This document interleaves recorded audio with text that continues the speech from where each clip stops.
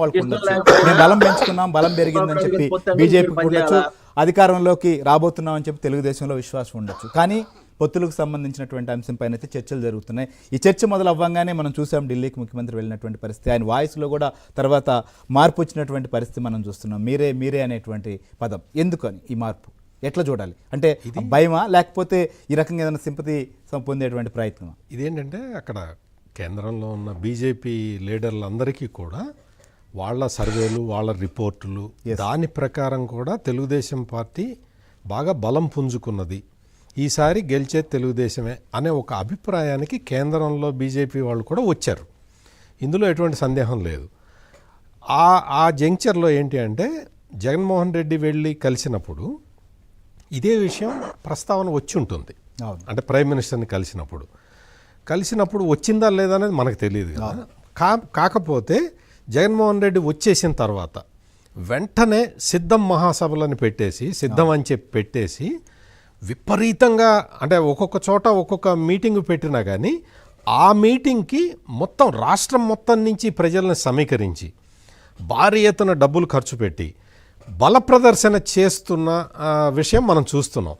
జగన్మోహన్ రెడ్డి ఈ సిద్ధం పేరుతోటి చేస్తున్న బల ప్రదర్శన ఎందుకు అంటే బీజేపీ వాళ్ళకి చెప్పటానికి, బీజేపీ వాళ్ళకి నేను బలంగా ఉన్నాను రాష్ట్రంలో, మీరు తెలుగుదేశం పార్టీ వైపు వెళ్ళొద్దు అన్న సంకేతం ఇవ్వటానికి జగన్మోహన్ రెడ్డి పడుతున్న తాపత్రయం ఇది.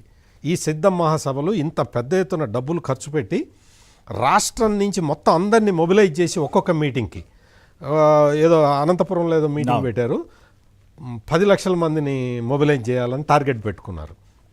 ఇవన్నీ పెడుతున్నది ఎందుకు అంటే లక్షలు అన్ని, అంటే లక్షలతో సమావేశాలు జరిగేది.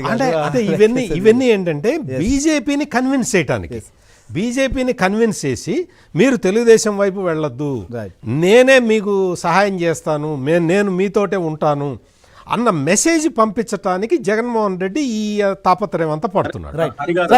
వాళ్ళు ఎన్ని మెసేజ్లు పంపించినా బీజేపీకి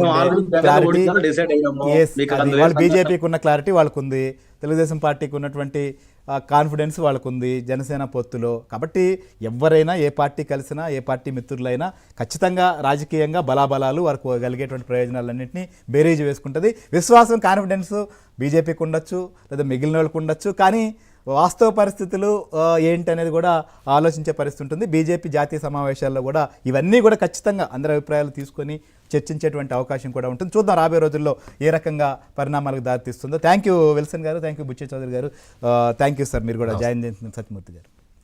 ఇది ఆంధ్రప్రదేశ్